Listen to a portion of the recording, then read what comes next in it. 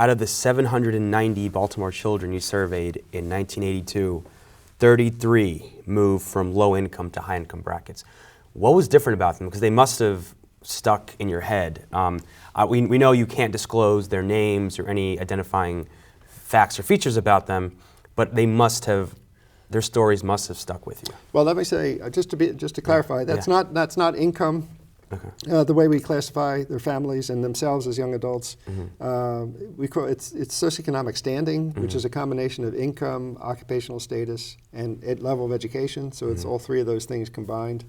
And that movement up, what we do is we classify families as low, medium, and high in terms of their socioeconomic standing, and we do that for the parents and we do it for the children. And then we cross-classify the two, so we can see how many children went from low to high, how many children went from high to low, and so forth. And so yes, we find that just 33 of the children who grew up in lower socioeconomic status families made it into the higher realm as adults.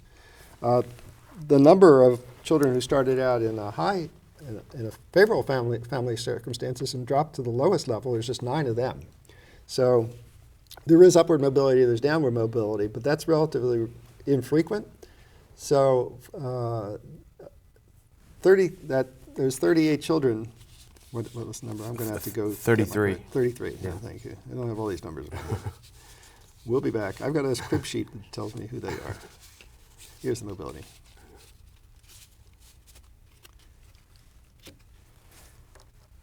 So those children who moved up from the bottom category to the highest of our classification, that was 9.5%, just under 10% of the total of lower SES children. Of the ones who dropped down from high to low, it was just 6.3% of the group that started out high fell to the lowest category. Most of the mobility up and down is just one level rather than two. The highest rates of mobility go from the bottom category to the third one, which is the top one, and so you're skipping over the middle. But most of the movement is one level up or down. But that 9.5% moving from low to high is contrasted with 41% who started low and stayed low. So again, there's a fourfold difference in the likelihood of moving up from low origins to high destinations. The 6.5% who started out high and dropped low, that's against 50% who started high and stayed high. So that's more than almost a tenfold difference. So the prospects, that actually does a good job of kind of capturing the whole experience globally over the span of years, because it anchors children in where they started in life in terms of their family conditions, and then compares it to where they wound up in life in terms of their own conditions as young adults. And the predominant tendency is to stay where you started. Some people move up, some people drop down, but a predominant tendency is to stay where you started, and that's really what the lone shadow imagery is intended to convey. Economists will look at these mobility patterns, they call it stickiness at the extreme. You know, you're kind of stuck where you started out. How do the people move up who did make it out? Those stories are so different one from the other, it's hard to generalize. But some did it by being successful in school. The way your parents probably told you to do it, and the way my parents told me to do it. Stay the course, study hard, come to school prepared, and do what your teachers tell you, and then you'll be successful. Well, some of them did that. I mentioned the one woman who has a PhD now, who started out in very difficult circumstances. Well, she moved up by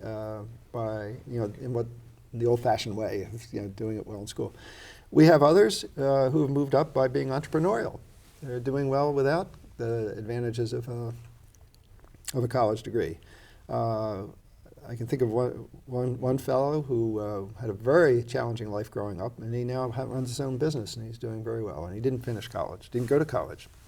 So the paths to moving up, there are different ways you can do this, and many of our study participants have been quite resourceful and energetic and entrepreneurial and have managed to rise above.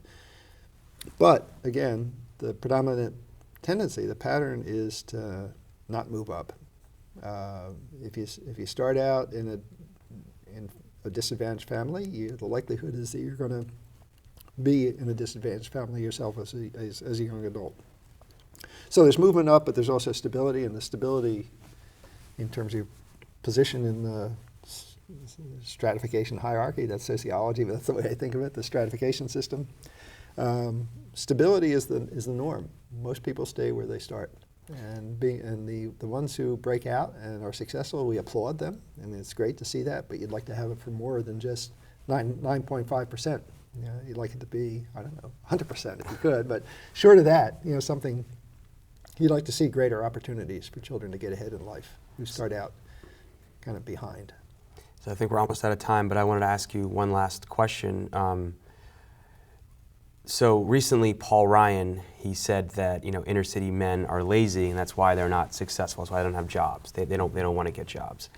And what has happened since you started this study is that you've had Reagan, under the Reagan administration, a massive amount of cuts in social spending, cuts in social security and welfare in the Clinton years, and the escalation of the war on drugs, mass incarceration. What is your response to Paul Ryan? What are your thoughts? Well, hi, Paul. You know, it's. And this is also a common idea throughout society. Yeah, no, it is a common idea. It's widely held, and I think it's just, if it's certainly too superficial, and it might be just out and out wrong. Certainly, as a blanket, you know, statement, broadly applicable, it's certainly wrong. We certainly don't see this in the experiences of our group. You know, they try to get ahead by getting additional education, and there are just two obstacles that stand in their way, so they're unsuccessful. They try to find jobs, but they don't have family members or neighbors or you know, ins with the boss that can help them, you know, get into the door. Well, you mean, well, the many low-income white men do, but low-income black. Yeah, I'm speaking about African Americans specifically. That they just don't. Their families and their social networks that their families are tied in with. And to be clear, Paul Ryan says he wasn't speaking about African Americans. He was talking about all inner city people. Oh well, see, I just slipped into the same. Well, he's wrong about all inner city people, but I think as a social concern, I think much attention is focused on the limited opportunities for African Americans, but it's absolutely wrong about all inner city people, because one of the things that our book establishes is that the whites of lower background are much more successful in terms of finding a stable and well-paying employment, good-paying employment, much more successful than African American counterparts, and the women of either, you know, black and white. But what I want to say, let me just comment a bit more on the African American experience, because it's clear that African American men in particular lag behind, and it's challenging for them. And then their challenges kind of trickle down to affect women who are trying to, you know, establish lives and take care of families, many of them on their own. The national literature shows that African American men are more likely to apply for jobs than our white men when they need them, and are eager to find employment. That much is clear. It's also clear that the stain of a criminal justice record is a greater impediment for African American men than for white men. We see that in our research, but it's also seen nationally. And if you maintain eye contact. Oh, I'm sorry. Or just look in my direction. Okay. So I think you know, there's a relevant history here. I don't that we haven't even touched upon, but it has to do with way opportunities open up in the kind of blue collar workforce, and it goes back to the World War II industrial era, industrial boom. So it wasn't too long ago that Baltimore was the economic engine or powerhouse of the Maryland economy. It's easy to forget, but because we've been mired in these difficult times for decades now. But in the World War II era, during the height of the war mobilization, Best Steel, for example, was the largest steel mill in the world with 35,000 workers. Now it's being sold off for scrap.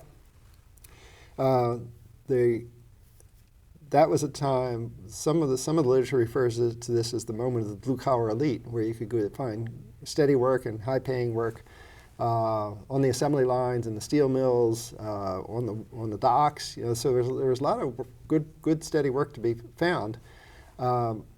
But Baltimore was highly segregated during that time, and most of that good, steady work was available to blue-collar whites and not blue-collar African Americans, who were relegated to the least promising employment. They did all the dirty work and the non-skilled laboring work.